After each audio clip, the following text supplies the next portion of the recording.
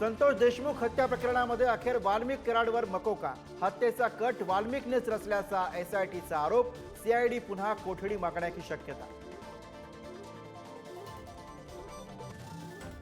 वाल्मिकवरील कारवाईच्या निषेधार्थ समर्थक आक्रमक.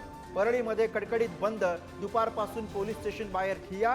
कुठे टायरची जाळपोळ तर कुठे एसटीची तोडफोड. आकाचे आका धनंजय मुंडेच. पुढारी न्यूजला दिलेल्या एक्सक्लुझिव्ह मुलाखतीमध्ये आमदार सुरेश धस यांचा हल्लाबोल.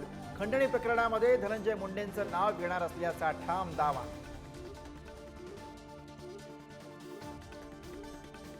देशात अनेक गृहमंत्री झाले मात्र कोणी तडीपार नव्हता. शरद पवारांचा अमित शहांवर हल्लाबोल. तर गुजरातमधून तडीपार झाल्यावर बाळासाहेबांकडे मदतीसाठी आले. ठाकरेंवरील शहांच्या टीकेलाही प्रत्युत्तर.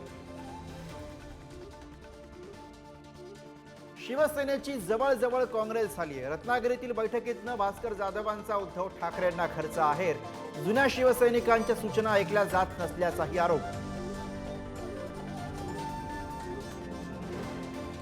पानिपतच्या शौर्यभूमीवरून मुख्यमंत्री फडणवीसांचा एक है तो सेफ हैचा नारा. पानिपतच्या युद्धभूमीला मुख्यमंत्र्यांची भेट. टोरेस घोटाळ्याच्या तपासात ईडीची एंट्री. 200 कोटीहून अधिक रक्कम परदेशात नेल्याचा संशय.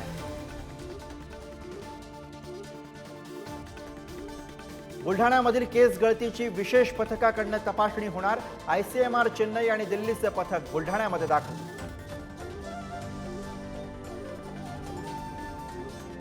नवी मुंबईच्या तळोजामध्ये भरधाव कारनं दोघांना उडवलं. अपघातामध्ये एकाचा मृत्यू तर एक जण गंभीर जखमी. चालकाचं कारवरचं नियंत्रण सुटल्यामुळे अपघात झाल्याची माहिती.